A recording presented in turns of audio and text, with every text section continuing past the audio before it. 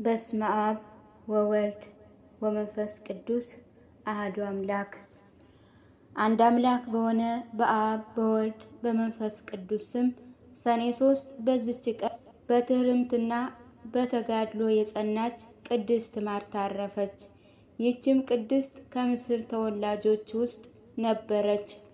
ወላጆቿ እጅግ ባለጸጎች ነበሩ። ከታናሽነቷም ጀምራ የረከሰ ዝሙትን የምትወድ ነበረች። የከተማ ጎልማሶችና ታላላቆችንም በስውር ወደ እርሷ እየመጡ ያመነዝሩ ነበር። ከዚያም በኋላ ስራዋ ተገለጠ። የርኩሰት ስራንም በግልጥ አብዝታ የምትሰራ ሆነች። ክብር ምስጋና ይገባውና የጌታችን ኢየሱስ ክርስቶስ የክብር ልደቱ በዓል በሆነ ጊዜ ወደ ቤተ ክርስቲያን ሄደች። ልትገባ በፈለገች ጊዜ የቤተ ክርስቲያኑ ጠባቂ ከለከላት። እንዲህም አላት፣ አንቺ በምግባር የረከሽ ስለሆንሽ ወደ ከበረችው ቤተ ክርስቲያን ውስጥ መግባት አይገባሽም። የተዋትም ዘንድ አባበለችው፣ እርሱ ግን ከለከላት። በመካከላቸውም ታላቅ ጸብ ሆነ። ኤጲስቆጶሱ ጩኸት ሰምቶ ተነስቶ ወደ ቤተ ክርስቲያኑ ደጃፍ ደረሰ። ማርታንም ባያት ጊዜ የእግዚአብሔር ቤቱ የከበረ ነውና የነጻ እንደሆነ አታውቂምን?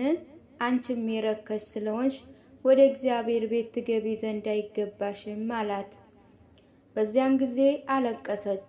ንስሐ ገባለሁ እንጂ ወደዚህ ስራ እንግዲህ አልመለስም፣ ብትቀበለኝም እመነኩሳለሁ አለችው።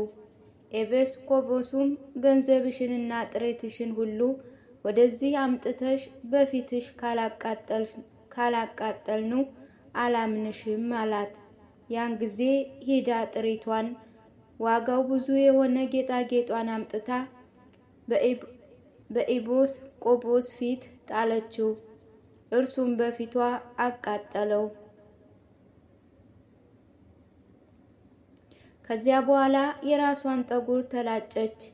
ኤጲስቆጶሱም ማቅ አልብሶ ወደ ደናግል ገዳም ላካት። በዚያም ታላቅ ተጋድሎን በፍጹም ልቧ ጀመረች። ነፍሷንም እንዲህ እያለች ትገስጻት ነበረ። በጭቃና በድንጋይ ወደ ታነጸው ቤት ለመግባት ካልተወሽ በብርሃን ወደ ተሰራ ቤቶችማ ለመግባት እንዴት ትሆኛለሽ? ሁለተኛም በጸሎቷ አቤቱ ቤተ ክርስቲያንን ከሚጠብቀው የደረሰብኝን ኀፍረት ልሸከመው ያልቻልኩ እኔን በቅዱስና መላእክቶች ፊት አታሳፍረኝ አለች። ይህችም ቅድስት ሰይጣንን ድል እስካደረገችው ድረስ 25 ዓመት ስትጋደል ኖረች። በዚያ ሁሉ ከገዳም ግቢ ወደ በር አልወጣችም። ከዚያ በኋላ በሰላም አረፈች። ለእግዚአብሔር ምስጋና ይሁን፣ በረከቷም ከኛ ጋር ይኑር ለዘላለሙ አሜን። በዚችም ቀን ደግሞ ኤላሪዮስ የሚባል ኤጲስቆጶስ ሰማዕት ሆኖ አረፈ። ይህም ቅዱስ ከሃዲውን ንጉሥ ዮላኪዮስን ጣዖታትን ስለማምለኩ ይገስጸውና ይመክረው ነበር። ንጉሥ ዮላኪዮስም አይሁድ የሰቀሉትን ባለማምለክ አንተ ከሃዲ ትለኛለህ?